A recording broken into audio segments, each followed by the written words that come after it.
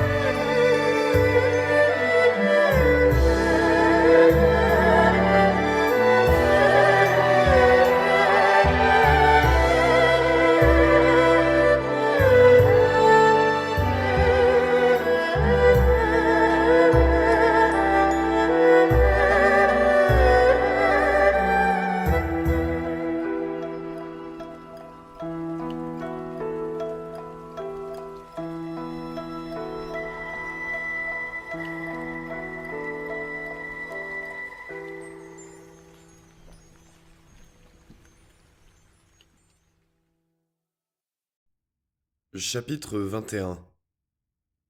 La suprême élégance ne se manifestera plus de longtemps. De notre décadence, qui désormais se soucie? La tempête qui emporte les rois courbe les herbes et les plantes rampantes. Les combats couvrent l'empire d'épines et de ronces. Le dragon et le tigre se disputent leur proie. Les soldats en armes sont comme des fous dans le pays de Tsrin. Comment des chants corrects suffiraient-ils à contenir ce désastre? Les deuils et les douleurs soulèvent les hommes désolés. Comme des chevaux cabrés, les vagues de la révolte se lèvent et retombent. Elles déferlent, et leur étendue immense est sans limite. Succès et défaites se suivent en myriades de métamorphoses. Le gouvernement et l'empire sont dans le chaos. Autrefois, Au temps où la paix était assurée, la splendeur des parures dépassait l'éclat des perles. Mais la dynastie sacrée est retournée vers son origine antique, et les plus nobles, dépouillés de leurs vêtements, désormais sont nus. Ma décision est prise. Je veux changer ma vie. Mes poèmes ne réfléchiront plus l'éclat des 1000 printemps. Imitant l'exemple que le sage a donné, je jetterai mon pinceau, puisque la licorne est en fuite. Li Pao. Quand le jour se lève, le cortège impérial est formé. Les objets les plus précieux, les lingots d'or et d'argent, les joyaux, ont été enfermés dans des caisses et sont placés sur des charrettes qu'entourent les princes du sang et leurs fidèles. Les palanquins des impératrices sont devant leurs terrasses, avec leurs équipes de porteurs de relais. Enfin, le souverain monte dans son char avec bracelet de jade, et la longue colonne s'ébranle, franchissant pour la dernière fois sans doute l'imposant portique d'entrée de l'enceinte sacrée. Chacun est silencieux et sombre après cette nuit d'angoisse et de travail. À l'arrière viennent les bataillons de la garde, formés en grande partie des princes fils de Khan, de rois ou de chefs de tribus qui règnent sur les pays des frontières. Ils ont chacun leur suite de cavaliers et de nobles qui forment leurs escadrons et paradent, comme de coutume, dans les costumes splendides et pittoresques de leur pays. On voit des gens du Tokarestan, avec leurs longues robes brodées d'or et leurs hauts bonnets de fourrure, des Tsiékiassés, aux yeux verts et aux cheveux rouges, émigrés depuis sur les pentes du Caucase, des Rouékou, Ouïghours, en courtes robes de fourrure, avec leurs étroites selles et leurs petits chevaux aux rudes crinières, élevés dans l'horizon sans limite des steppes de Mongolie. Les Tibétains, avec leurs bottes teintes en rouge et leurs larges figures plates, ont des chevaux encore plus petits. Mais les pieds croisés, Tsiao-tché, du haut Tonkin, chevauchent les poneys les plus fins que la terre connaisse. Tous ces cavaliers restent insensibles devant la catastrophe. Beaucoup même y voient l'occasion de piller et s'en réjouissent. La route où défile l'escorte passe au pied des murailles de la ville. Malgré l'heure matinale, les créneaux sont remplis de citoyens indignés de voir fuir ainsi ceux qui devraient les défendre. Une rumeur de malédiction s'élève et gronde jusqu'au moment où une troupe de nomades CNP, exaspérés, envoie une volée de flèches qui blesse ou tue quelques mécontents et disperse la foule.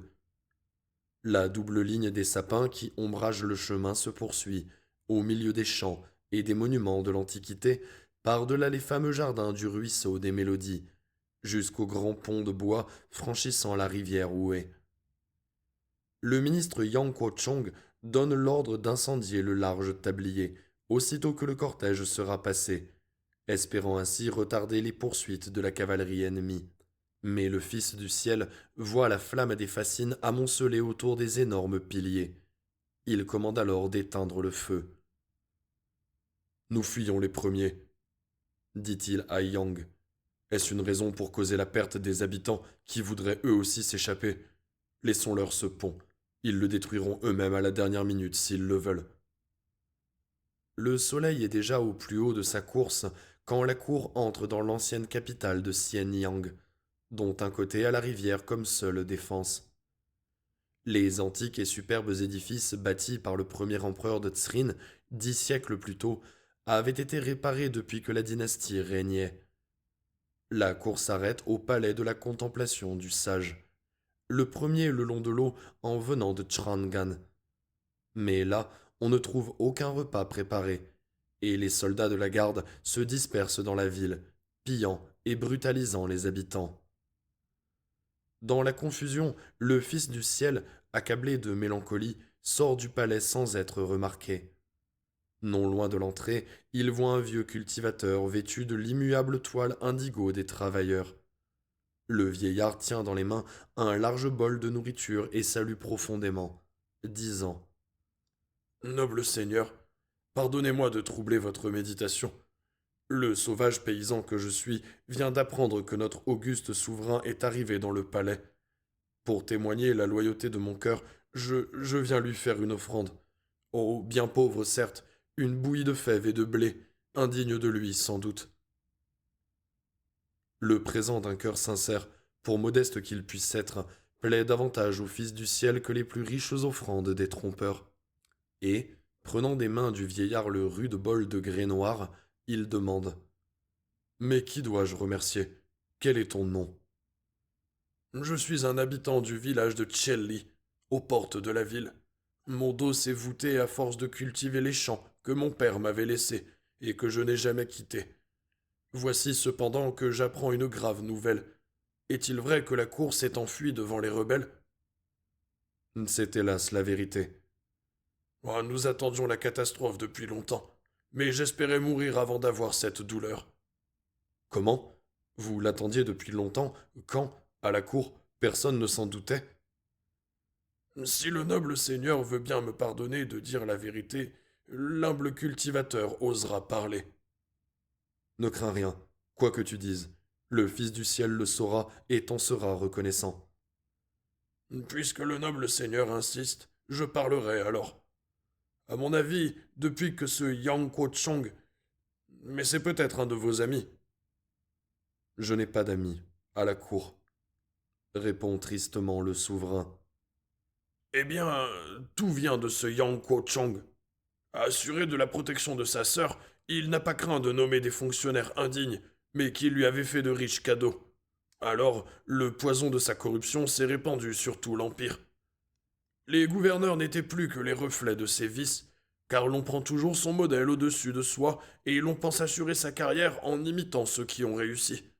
C'est Yang qui, pour faire rire notre souverain, a laissé vivre ce Ngan Luchan. Mais comment pouvait-on deviner que Ngan se révolterait? C'est un barbare. Depuis quand laisse-t-on des étrangers gouverner dans sa maison? C'est vrai, répond le souverain rêveusement. Oh, il y a longtemps d'ailleurs que tout l'Empire connaissait ses projets. Mais à chaque dénonciation, le souverain, trompé, lui donnait des titres plus élevés. C'est donc le manque de prévoyance du Fils du ciel qui est cause de tous nos malheurs. Que ne suis-je venu plus tôt dans ce village demander tes sages conseils, ô vieillard, comme l'empereur Wen Wang, autrefois, prit les conseils du vieux pêcheur de Trae Kong. Mais hélas, maintenant, il est trop tard, et je ne puis que te quitter. Ne manquez pas de transmettre cette offrande à notre souverain. Il l'aura, sois-en sûr, et il t'en remercie par ma bouche. Le vieillard s'incline, tandis que le Fils du ciel, pensif, lui ayant rendu son salut, rentre dans le palais, tenant toujours à la main le bol de bouillie.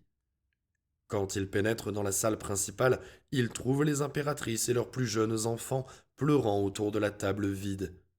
Un bébé crie. J'ai faim! On ne vous a rien donné? Demande le souverain surpris. Rien. Il n'y a pas un grain de riz préparé. Les soldats ont mangé tout ce qu'ils ont trouvé. Voici une bouillie de fèves et de blé qu'un cœur loyal vient de m'offrir. Il ne se doutait pas de la valeur de son présent. Mais nous n'avons pas de cuillère. Il n'avait pas fini de parler que les enfants s'étaient approchés déjà et trempaient leurs doigts dans l'épaisse pâtée. Ils firent la grimace aux premières bouchées, mais, la faim aidant, le plat fut bientôt vidé. L'ordre est donné de reprendre la marche. Les officiers rassemblent leurs hommes et constatent qu'un bon nombre ont déjà déserté. Quand les impératrices veulent monter dans leur palanquin, on ne peut trouver de porteur. Force leur est de monter à cheval. Au milieu de la nuit, le cortège arrive dans la petite ville de Tsincheng. Les habitants, avertis de l'arrivée de la cour et redoutant les pillages et les brutalités, s'étaient enfuis, emportant leurs biens. Il ne restait même pas un flambeau ni un matelas. Il fallut dormir dans la paille et, selon les termes mêmes de l'histoire, sans distinction d'âge, de rang ou de sexe. Au matin, comme le cortège allait s'ébranler, le prince impérial, fils aîné du souverain, arrête celui-ci et lui dit « Ô mon père, laisserez-vous l'Empire aux rebelles? N'essayerez-vous pas de vous mettre à la tête de vos troupes pour défendre vous-même votre peuple ?» Le Fils du ciel sourit d'un air lassé. Jeunesse, toujours impétueuse, Quelle troupe as-tu donc pour combattre, sinon celle que nous allons chercher dans les provinces fidèles? Libre à toi, si tu le désires, mon fils, de combattre de ton côté. Va dans le nord-ouest. Les barbares des frontières y ont des troupes. Kwao Tseye, l'ami de Li Pao, commande dans ces régions. C'est ton empire que tu sauveras si tu réussis. Mais prends garde, peut-être ne pourras-tu jamais te débarrasser de tes sauveurs. Les ministres restent silencieux et suivent le souverain qui s'éloigne. Alors, un groupe de chefs de l'armée entourant le prince impérial s'écrie. Faites ce qu'ordonne votre père. N'allez pas aux quatre vallées. Mettez-vous à la tête de nos troupes et conduisez-nous contre les rebelles. Sinon, l'Empire n'aura plus de maître. Le fils aîné du prince, Tran, titulaire du fief de Tianning, avec l'eunuque Li Fuquao, le retenait par les manches, disant un barbare rebelle envahit notre capitale. À l'intérieur des quatre mers, tout s'écroule. Si vous ne le combattez pas, comment monterez-vous jamais sur le trône? Pourquoi ne pas obéir au souverain et demander l'aide des troupes du nord-ouest? Avec elles, vous écraserez sans mal les rebelles, vous apaiserez l'univers et vous pourrez restaurer le temple des ancêtres. Ne serez-vous pas un fils pieux? Ne laissez pas des scrupules de fillette troubler votre jugement. Le second fils du prince, Chun, joint ses instances à celles de son frère, si bien que l'héritier du trône l'envoie prévenir le souverain.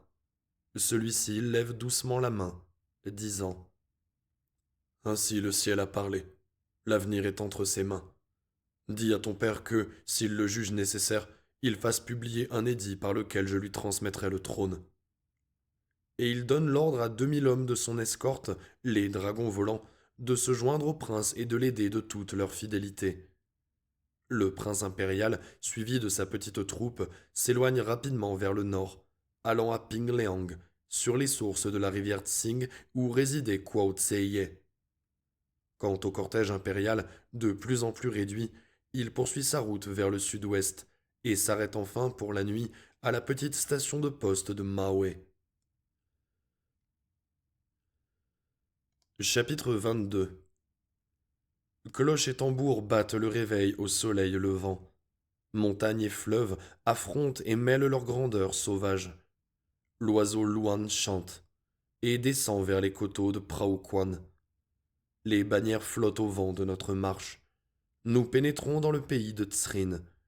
Ô passe imprenable, danger du terrain, puissance immortelle du fort de Tianping. Mais le doux printemps est revenu. Les arbres se rejoignent au-dessus des gués. Les tourelles de garde sont désertes sous la lune matinale. Dans l'éclat de l'aurore, on chante. Nous voici en route dans la lumière et dans le vent. Dans la paix assurée par la perfection de nos lois, on ne compare même plus les deux pièces brisées des permis de passer. Empereur Minghuoti. La rébellion, éclatant brusquement en pleine paix, a trouvé les passes démunies de troupes. Les trois défilés de Praoquan, entre les hautes murailles duquel bouillonne la masse impétueuse du fleuve jaune, auraient pu arrêter longtemps l'armée des révoltés. Mais la surprise a été telle que les gardes n'ont même pas combattu. Ngan Luchan, avec sa horde de cavaliers choisis, débouche dans la haute vallée du fleuve jaune et remonte sur les deux rives de la Wei. Dans la capitale, après le départ de la cour, avait régné une confusion angoissée. Tous les possesseurs de chevaux ou de chars les avaient chargés et s'étaient enfuis en grande hâte avec leurs biens les plus précieux.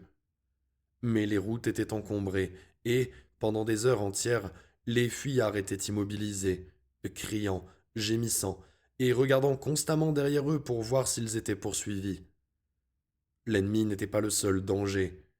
Des partis de soldats débandés s'échappaient aussi de la ville et ne pouvaient résister à la tentation de piller les convois les plus riches. Les habitants qui avaient dû rester avaient enfoui leurs trésors et se lamentaient d'avance de leur malheur.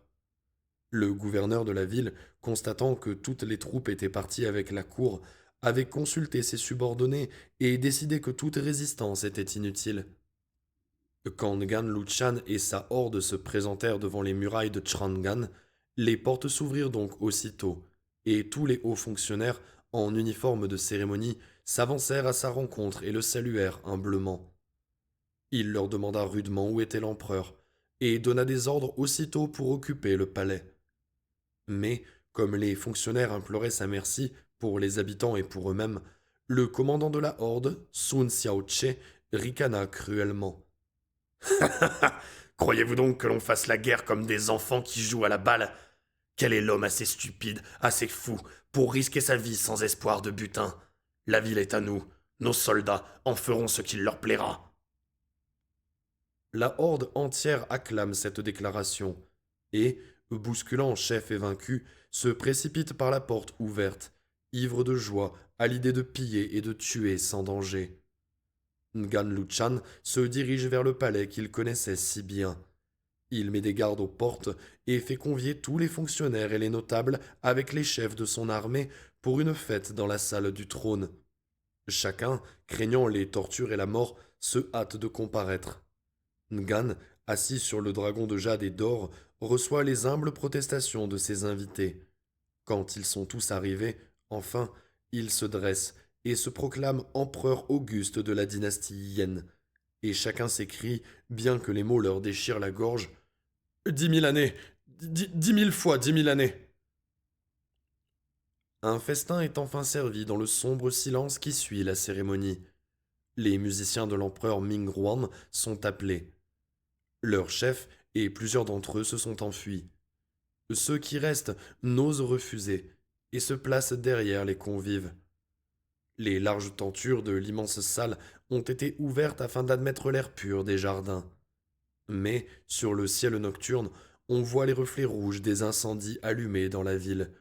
On entend par moments les cris sauvages des pillards et des victimes, et les lamentations désespérées des femmes. Personne ne parle. Les chefs barbares, même, sont impressionnés par la splendeur de l'édifice, et ne peuvent croire à leur succès. C'est alors que retentissent tout à coup des sanglots mal étouffés. Ngan se retourne et demande sauvagement. Qui ose pleurer en ce jour de bonheur? Et, comme personne ne dit mot, il ajoute avec rage. Si celui qui pleure n'est pas dénoncé, toutes les têtes de cette salle tomberont. Alors, un musicien s'avance, tenant sa guitare. Ngan ricane. Comment? C'est toi, ver de terre, qui te permet de te lamenter ainsi? Je me demande quelle punition est assez grande pour ton crime. Le musicien se sait perdu. Il connaît de longue date le barbare, et sa haine l'emporte en lui sur la crainte. Aïe! S'écrie-t-il d'un ton méprisant. Je t'ai vu arriver ici comme condamné à mort pour ta lâcheté. La miséricorde divine t'a donné la vie et t'a nommé roi. Pour prouver ta reconnaissance et ton noble caractère, tu te révoltes et tu souilles de ta présence la capitale et le palais. Je me demande quelle punition est assez grande pour ton crime. Misérable! Gronde le gros homme écumant de colère. Comment oses-tu? Je conquiers l'univers, j'occupe le trône. Tous les fonctionnaires se soumettent à moi, et toi seul, petit musicien de rien du tout, tu oses m'insulter. Qu'on le coupe en morceaux! Des gardes se sont déjà précipités sur l'audacieux, mais celui-ci continue ses injures. Cœur de bête à visage d'homme! Hurle-t-il. Mes cheveux se hérissent d'horreur à ta vue. Je vais mourir, mais je te convoque devant le tribunal aux enfers. Je ne suis qu'un malheureux sans grade, sans fortune, mais rien au monde ne me ferait me rouler devant toi dans la boue et la honte, comme ces hauts princes et ces ministres. Ah, Luchan, tu as osé maltraiter ton bienfaiteur. Ton sang coulera goutte à goutte. Et, avant que les gardes aient pu l'en empêcher, il a jeté sa guitare à la figure de l'usurpateur. Qu'attendez-vous pour tailler en morceaux cet esclave? Crie Ngan, d'une voix rauque de fureur et de crainte. Les bourreaux ont attaché le malheureux musicien à l'une des colonnes de cinabre. De leurs couteaux acérés, ils fouillent dans ses chairs et en arrachent des lambeaux comme des éperviers qu'ils jettent aux chiens. Les clameurs du torturé cessent enfin. Le silence de la terreur et de la honte règne seul dans la salle immense.